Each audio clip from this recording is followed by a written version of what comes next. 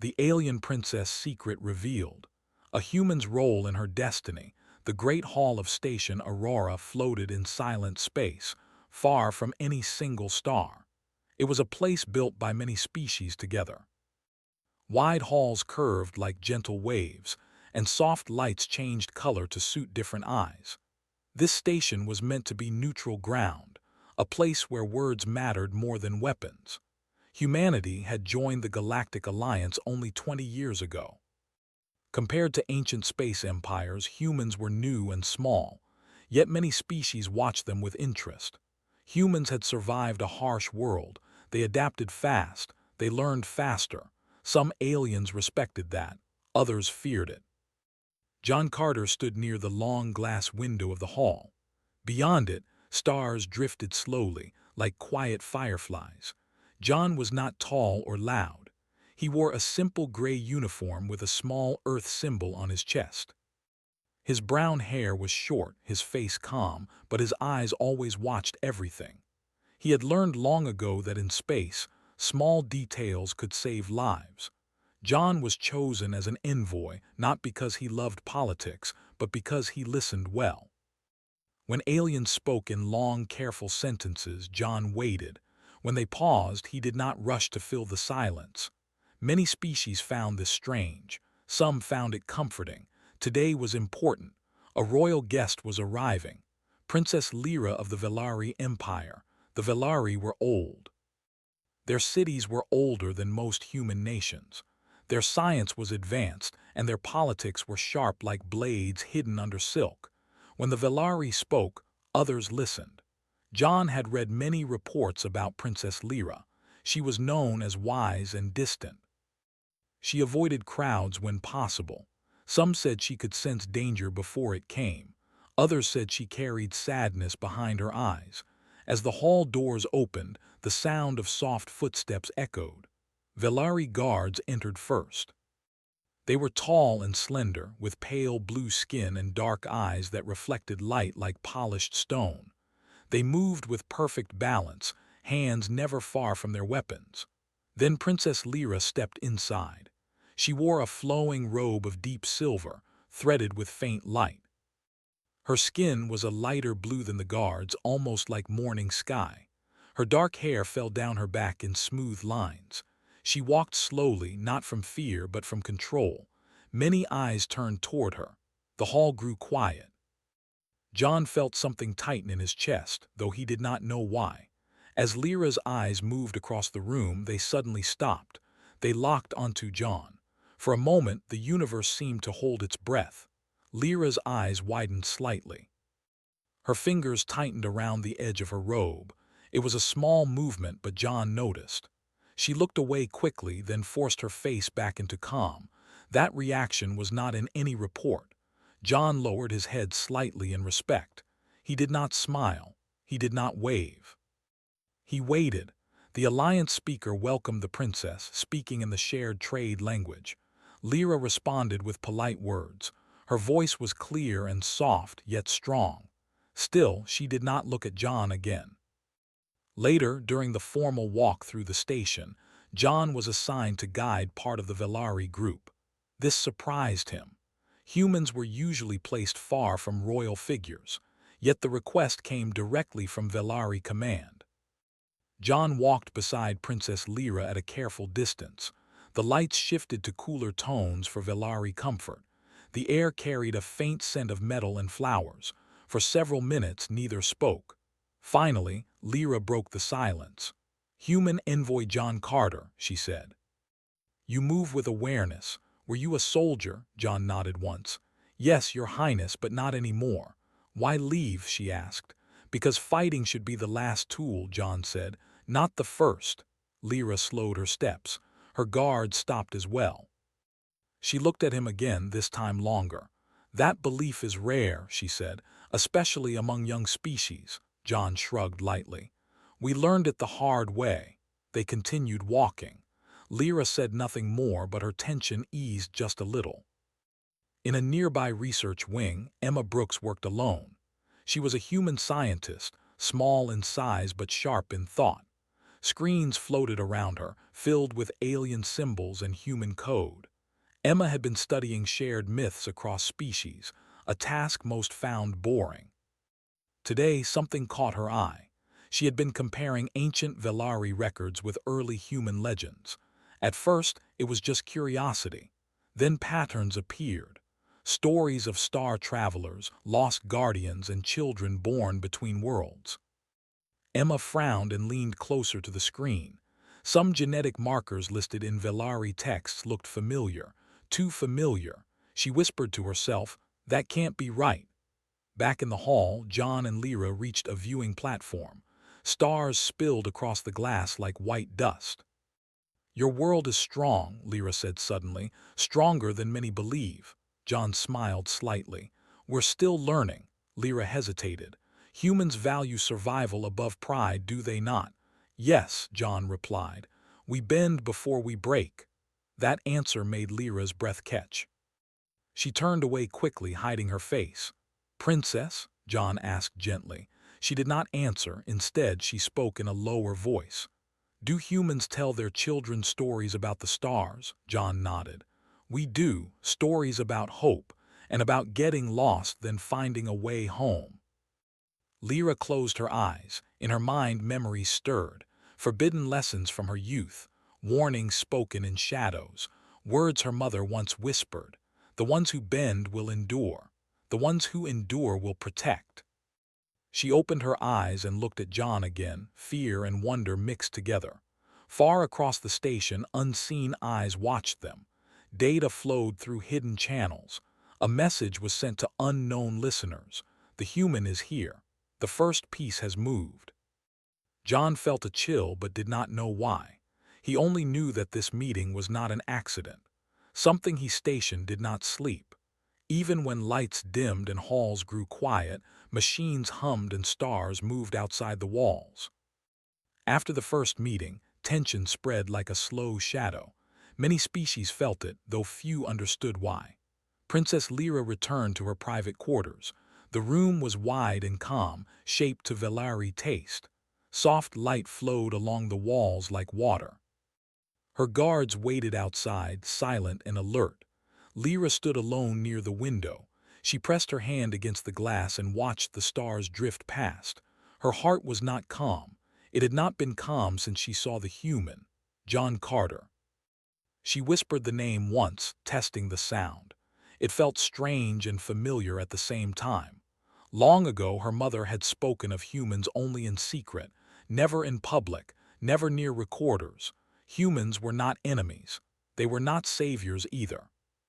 They were something more dangerous. They endured. Lyra closed her eyes, trying to slow her thoughts. She had come to this station for diplomacy, not memories, yet the past refused to stay silent. At the same time, John sat in a small human section of the station. His room was simple: a bed, a desk, a screen showing a view of space. He removed his jacket and sat down, rubbing his temples. He had met many alien leaders. None had looked at him the way Lyra did. It was not hate. It was not curiosity alone. It was recognition. John did not like things he could not explain. The next cycle began with alarms. They were not loud at first, just soft warning tones echoing through the station. Security lights shifted from calm blue to sharp white. John was already on his feet. A voice filled the hall speakers. "Attention all delegates. Minor breach detected in lower ring. Please remain in assigned areas." Minor breaches were never minor. John moved quickly through the corridor, heading toward the central hall. Along the way, he saw alien delegates peeking from doors, fear shining in unfamiliar eyes. Suddenly, the lights flickered. Then the station shook. Far below in the lower ring, an explosion tore through a cargo passage. Metal screamed. Air rushed out into space. Emergency fields snapped into place just in time, saving hundreds of lives. But the attackers were already inside. Dark shapes moved through the smoke. Not soldiers of any known empire. Not pirates either.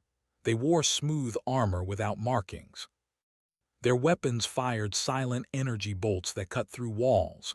Security teams rushed in, but the attackers moved fast. Princess Lyra felt the shock through the floor. Her guards reacted instantly. "We must move," one said. "No," Lyra replied. Her voice was steady. "We must find the human envoy." The guards hesitated. Protecting the princess was their only duty. "He is part of this," Lyra said, "whether he knows it or not." They changed direction. John reached the central hall just as panic spread. An avian delegate fell, wounded.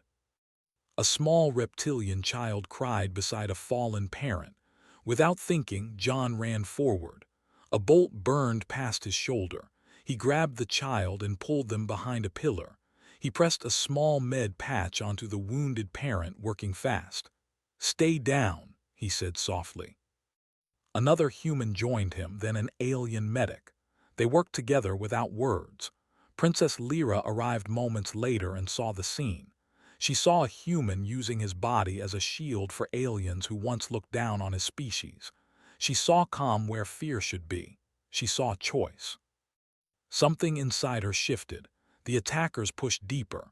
One broke through the security line and raised a weapon toward Lyra. John saw it.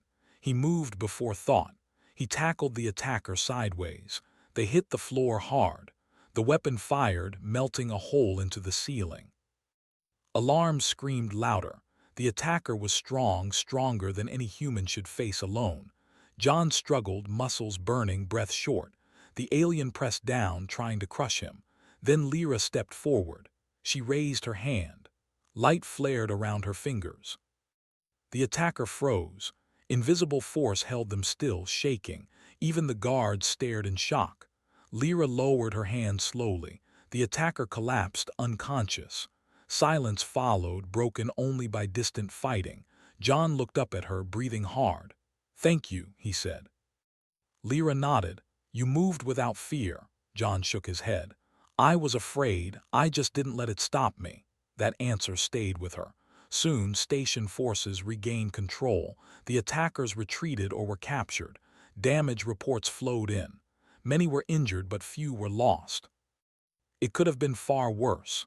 Later, in a secured chamber, representatives gathered. Anger filled the room. Accusations flew between species. "This attack was aimed at the Velari," one said. "Or at the humans," another replied. Princess Lyra stood and raised her hand. The room quieted. "This attack was aimed at unity," she said. "Someone fears what this alliance may become." Her eyes moved briefly to John.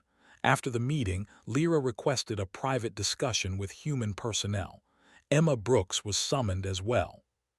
Emma arrived carrying a data tablet, her face pale but focused. "Princess," Emma said, bowing slightly. Lyra studied her. "You have been studying our old records." Emma froze. "Yes, Your Highness, I was authorized." "What did you find?" Lyra asked. Emma swallowed. "Connections. Stories that match across cultures. Genetic notes that should not exist." The room felt smaller. John looked between them. "What is going on?" Lyra turned to him. Her voice softened. "You deserve honesty, human envoy, but not yet."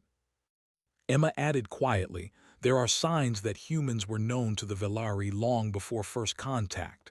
John frowned. "That's impossible." "So I thought," Emma said. Lyra dismissed the guards. When they were alone, she spoke again. "Today proved something," Lyra said. "Humans protect without asking who deserves it." John met her gaze. "We protect because we remember being alone." Lyra closed her eyes. For a moment she looked very young. "Then perhaps," she said, "the old stories were right." Outside the chamber, unseen systems activated. Ancient protocols stirred. Whispers passed through dark networks. The second piece had the quiet after the attack lasted only a few hours. Station Aurora's halls were filled with whispers. Delegates moved cautiously, glancing at each other. Suspicion hung in the air like smoke.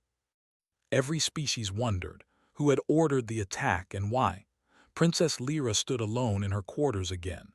She pressed her palms against the wall, feeling the faint hum of the station. Her mind was racing. She could no longer hide the truth, not from herself, not from the human who had saved lives without hesitation. When John Carter arrived, she was ready. He had been requested for a private meeting, the first time any human envoy had been allowed so close. He entered quietly, hands at his sides, and bowed slightly in respect. Lyra gestured for him to sit. "John," she began, voice steady but low, "there is something you must know. It concerns my life and yours, though you do not yet understand how." John leaned forward. "I am listening." Lyra took a deep breath. "I am not fully Velari. My mother, she was saved long ago by a human. He lived among us for a time, hidden before returning to his world. My blood carries both Velari and human lines." John's eyes widened. He stared for a moment, not speaking. The revelation was incredible. It explained the strange connection she had felt and the way she had reacted to him. "Your Highness," he said carefully, that means the stories your empire hides might be true." Lyra nodded.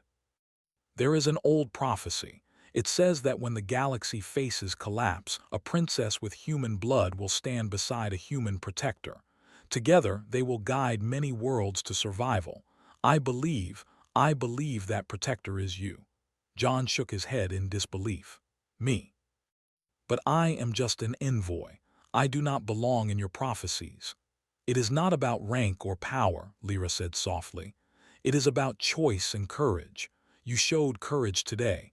You acted without fear, protecting even those who would not protect you in return. That is why the prophecy may have chosen you."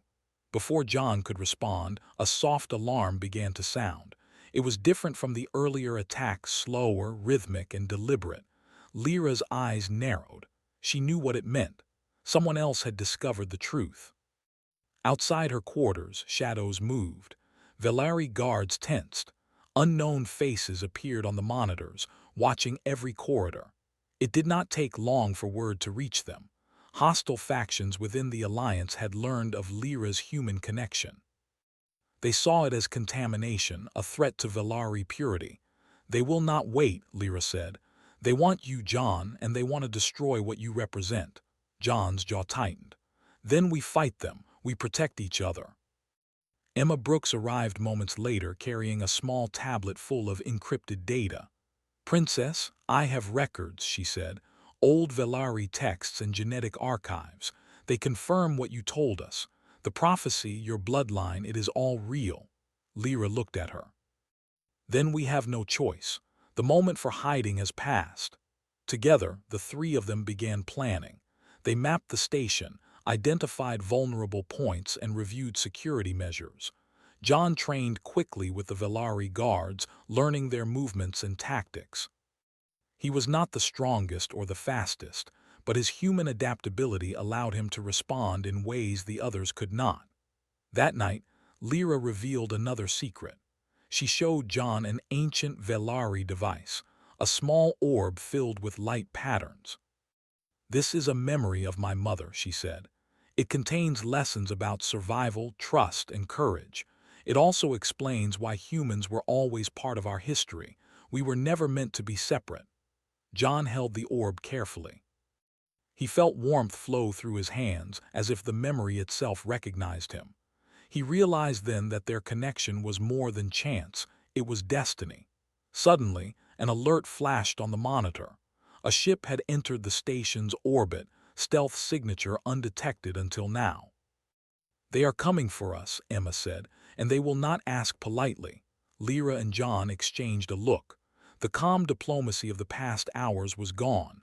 Now, survival depended on courage and speed. "We divide the station into sections," Lyra commanded. "Some of us draw them away.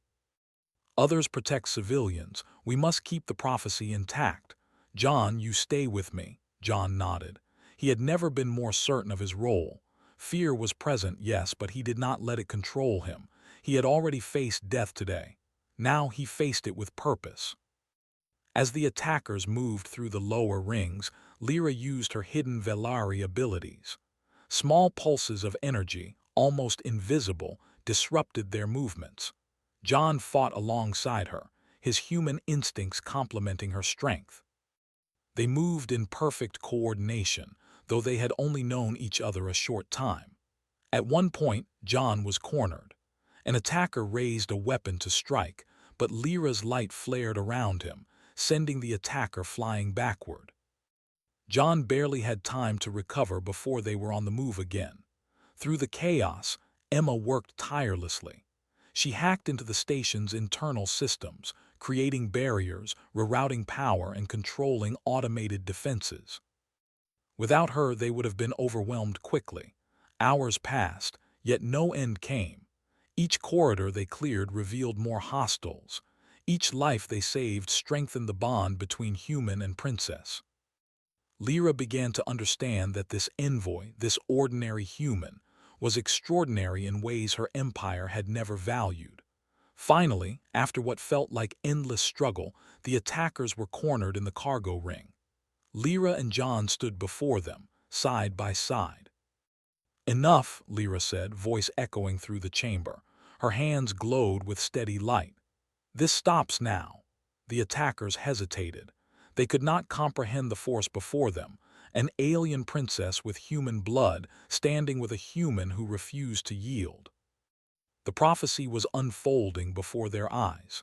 Emma joined them, raising her hands to activate final containment fields. Energy barriers sprang to life, trapping the attackers. One by one, they fell into submission, realizing defeat.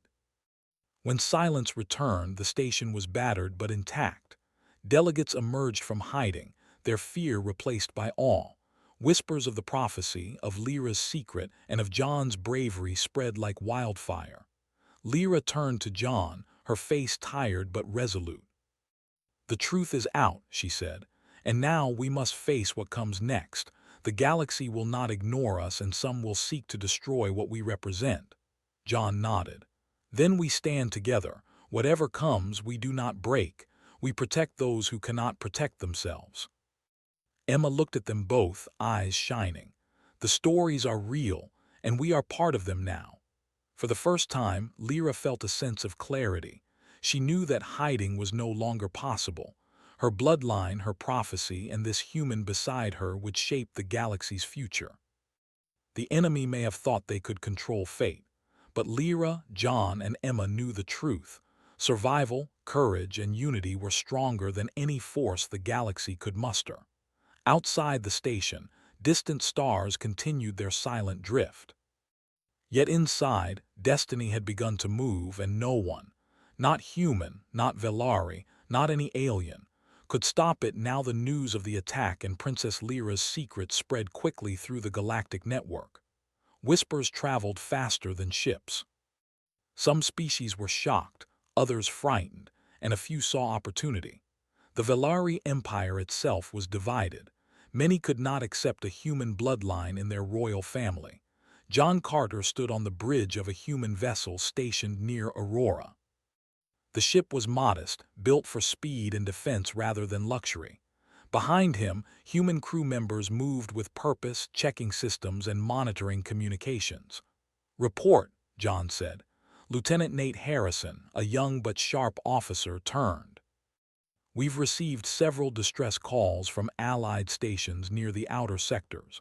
Hostile fleets are moving quickly. They know about the princess's human heritage and are acting to eliminate potential threats." John clenched his fists. He had faced attackers on Aurora, but this was larger. This was a coordinated effort. Yet fear did not grip him. He had survived worse, and now he had a purpose greater than survival. "Prepare the fleet for deployment," John ordered. "We protect every station in our path. No civilian left behind."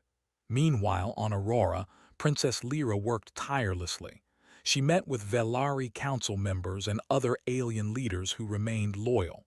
She spoke not only as a princess but as a bridge between species. "This is bigger than us," she said. "It is about trust, about survival. Humans have stood with us when many did not. We cannot abandon them now." Some council members whispered in anger, calling her choices reckless. Others nodded in quiet agreement. The station had seen human courage firsthand. Even skeptical Velari could not deny it. Emma Brooks continued her research. She cross-referenced old Velari records with human archives. She discovered that humans had been part of Velari history in small but important ways. Humans had once rescued Velari ships, shared knowledge of distant worlds, and even influenced Velari survival strategies centuries ago. "Your Highness," Emma said one day, "humans are not intruders in your history. They are part of it, maybe always meant to be." Lyra smiled faintly. "Then the prophecy is not just a warning, it is guidance, and John is more than a protector, he is part of our destiny." The fleet moved out. Human ships and loyal Velari vessels formed a defensive line in space. John oversaw coordination, giving orders calmly. Unlike many aliens, humans relied on quick thinking and flexibility. This gave them an advantage against predictable enemy tactics. As they approached the outer sectors, enemy fleets appeared. They were large, heavily armed, and confident. They believed their numbers would overwhelm humans and loyal Velari. "They underestimate us," John said, watching the enemy formation. "They do not understand what humans protect or why." Lyra stood beside him on the command deck of a Velari cruiser. Her hands glowed softly as she focused energy to shield vulnerable ships. "We will show them," she said. "Strength is not always in numbers. Sometimes it is in unity and courage." The battle began. Lasers cut through the void, and energy shields shimmered under fire. Humans piloted their ships with unpredictable maneuvers, dodging attacks and protecting allies. Lyra used her abilities to disrupt enemy targeting systems, giving the fleet moments of advantage. John coordinated human squadrons to flank enemy lines, while small Velari teams rescued trapped civilians from drifting stations. Each success inspired the other ships. Aliens who had doubted humanity began to follow their lead. Amid the fighting, John and Lyra shared brief communication. "We cannot let them reach the central colonies," Lyra said. "We won't," John replied. "We fight together." They moved as one, side by side. Their synergy was unexpected but perfect. Every human instinct complemented Lyra's controlled energy, and her abilities amplified the human's effectiveness. At one point, a massive enemy ship broke through the defensive line and aimed directly at a civilian transport. John acted without hesitation, flying his ship in front. Lyra projected a protective field around them. The enemy's fire struck the shield and rebounded, destroying part of its own ship. The crew cheered, but there was no time to celebrate. Other enemy vessels pressed forward. The battle was far from over. On the ground, across multiple stations, humans and allied species worked together to protect civilians. Ben Harris, a human commander, led squads to evacuate endangered colonies. His calm voice and decisive actions inspired trust. Alien units previously wary of humans now followed his orders willingly. Emma continued sending real-time data to the fleets.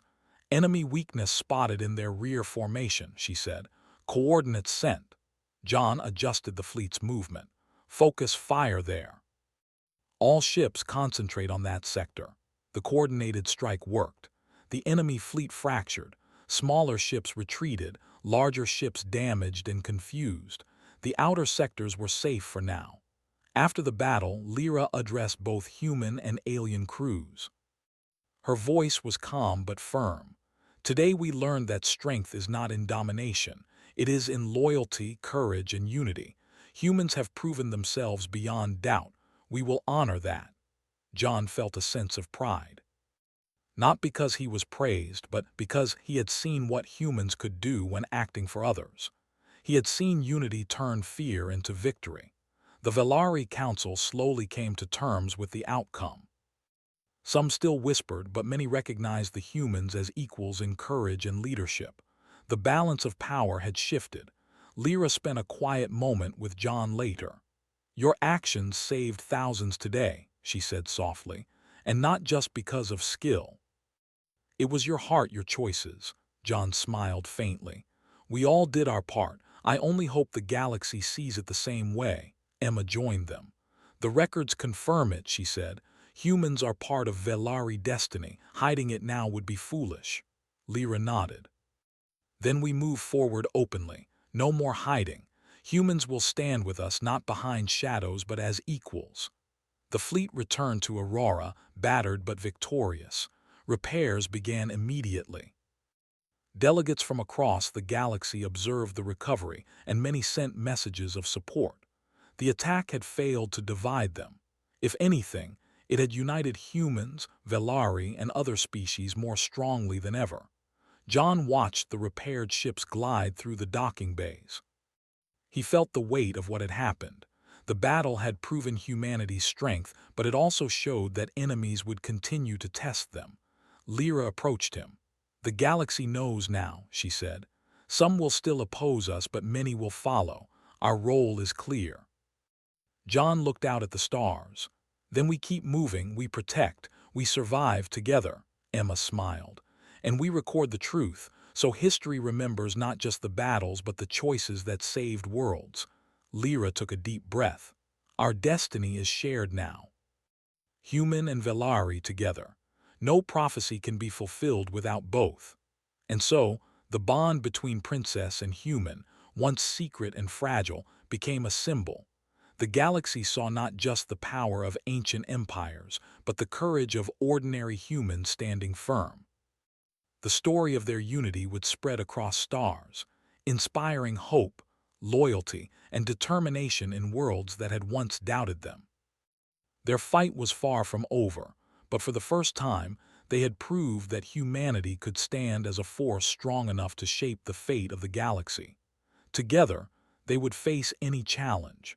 Together, they would define destination Aurora had recovered from the attacks. Its halls were busy again, alive with life, trade, and diplomacy. Ships came and went, carrying messages, supplies, and representatives from countless worlds. The station had become a symbol not just of alliance but of shared strength. John Carter walked along the main corridor, observing the bustling activity. Humans and aliens worked side by side, their differences acknowledged but no longer barriers. He had learned to move through the crowd with calm authority, earning respect not through rank, but through action. Princess Lyra was nearby, speaking with Velari council members and other alien delegates. She carried herself with renewed confidence. No longer hiding her bloodline, she embraced it as part of her identity. The council members who had doubted her now listened carefully. She had proven that leadership was not just about tradition, but about courage, empathy, and vision. Emma Brooks entered the corridor carrying her tablet filled with records, charts, and logs from the recent battles. She approached John and Lyra. "The data is clear," she said. "Humans were critical to every victory. The prophecy is more than words, it is truth. Our actions shape the galaxy," Lyra nodded. "Then we must act on it. The galaxy will not wait for us to hesitate." John glanced at her. "What do you suggest?" "Alliances," she said. "We strengthen old bonds and create new ones. The species who once doubted humans must see that we are equals. We must show that unity, not fear, will secure peace." They began a series of meetings with delegates from different systems. John's presence was unusual at first. Humans were rarely included in such high-level discussions, but his calm demeanor and practical solutions impressed even the most skeptical aliens. "We have watched humans adapt and survive," one elder alien said. "Their strength is not only physical but moral. They act when others hesitate. We can learn from that." Lyra added, "Humans have saved lives across the galaxy, not for gain, but because it is right. That is the kind of leadership the galaxy needs now." As the days passed, more systems agreed to join a protective alliance led jointly by Velari and humans. Fleets were reorganized to patrol vulnerable sectors, sharing resources and technology. Humans contributed innovative tactics and problem-solving skills, while Velari offered advanced technology and centuries of experience. Together, they became a formidable force. John often spent hours with Lyra, not as a protector, but as a partner in planning. They studied maps, star charts, and potential threats. Though their worlds were different, their goals were the same: protect lives, prevent war, and ensure that no species suffered alone. Emma worked tirelessly to document the unfolding history. She cross-referenced human and Velari records, ensuring that the truth of shared ancestry and courage was preserved. She also advised on strategy, using data to predict enemy movements and prevent attacks before they could happen. One day, news arrived of a new threat. A coalition of factions opposed to the new alliance had gathered in a distant sector. They believed that the rise of humans alongside the Velari princess threatened their power. Large fleets were being built, and spies moved through neutral systems to gather intelligence. John, Lyra, and Emma convened in the command room. "We cannot wait for them to attack," John said. "We must act first, carefully and decisively." Lyra agreed. "We will offer terms first. Show them that humans and Velari do not seek domination. We seek peace. But we will defend ourselves if they refuse." Emma displayed a map of the coalition's fleet movements. "We can intercept supply lines, disrupt communications, and protect key systems without full engagement," she said. "This will demonstrate strength without unnecessary bloodshed." Plans were set into motion. Human and Velari fleets moved swiftly, securing trade routes and stabilizing threatened worlds. Each action sent a message. The alliance would not break, and humans were no longer passive observers. When the coalition saw the coordinated efforts, confusion spread among their ranks. They expected chaos, but found organized defense, strategic intervention, and unexpected courage. Smaller species who had remained neutral now joined the alliance, inspired by human valor and Lyra's leadership. John found himself leading negotiations in orbit around a neutral world. Alien delegates watched him carefully. Some were wary of humans' boldness, others curious about their methods.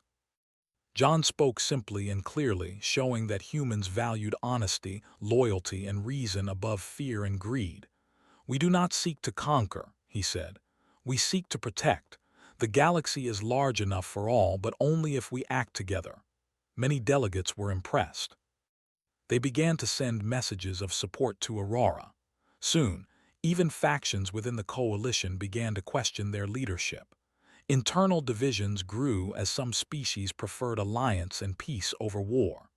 Back at Aurora, Lyra stood before a crowd of humans and aliens alike. Her voice echoed across the central hall. "Today, we see proof that courage is not limited by species. Strength is not measured by size but by unity. Humanity has shown that ordinary beings can achieve extraordinary deeds. Together, we can face anything." John watched from the side, feeling a deep sense of accomplishment. He had begun as a simple envoy, unaware of his role in prophecy. Now he stood at the center of history, not as a ruler but as a symbol of hope, courage, and loyalty. Emma, standing beside him, smiled. "We did it," she said softly. "We helped shape the future." Lyra turned to both of them. "This is only the beginning. The galaxy will challenge us again, but now humans are known. They are respected. Their courage has changed the course of history. And their bond with my people will not be broken." In the following cycles, the new alliance stabilized. Systems once fearful of human influence accepted their presence. Velari traditions were re-examined to acknowledge the shared history with humans. Old grudges faded, replaced with trust and cooperation. John often thought about the journey that had brought him here. From a simple envoy to a key figure in a galactic prophecy, he had learned that strength came from more than weapons or technology. It came from the willingness to protect, to trust, and to act for others. Lyra embraced her role fully, reshaping Velari leadership to be inclusive. She appointed humans in advisory positions, ensuring that past prejudices would not dominate future decisions. She had become a bridge between worlds, showing that leadership was strengthened, not weakened, by diversity. Emma continued her work, ensuring the stories of these events were recorded accurately. She knew that history often forgot the contributions of ordinary people. She wanted future generations to remember the courage and unity that had changed the galaxy. Peace, though fragile, now had a stronger foundation. The galaxy had seen what humans could do, not through domination, but through loyalty, courage, and sacrifice. One evening, John and Lyra stood together on a balcony of Aurora, watching stars drift slowly in the blackness. The galaxy was quiet, but their minds were alert.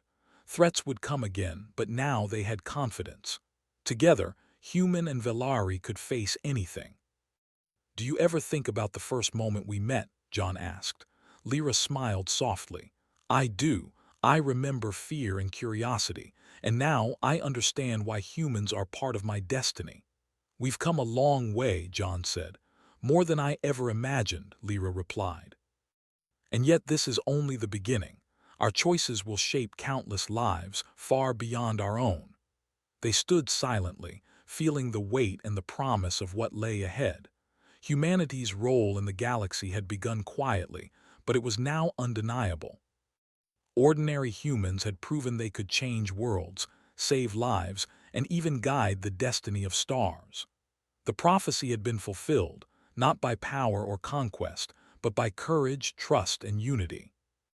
The galaxy would remember the human envoy, the princess of mixed blood, and the scientist who ensured that history was recorded. Together, they had shown that hope and loyalty were stronger than fear, and that the future could belong to those willing to act with heart and purpose. And so, a new era began, one where humans and Velari and many other species moved forward together. They faced the stars, not as divided races, but as allies bound by trust, courage, and a shared destiny. The galaxy had learned the truth. Ordinary beings, guided by purpose and unity, could shape the fate of worlds. John, Lyra, and Emma looked out at the endless stars, knowing that their story was only the start. The galaxy,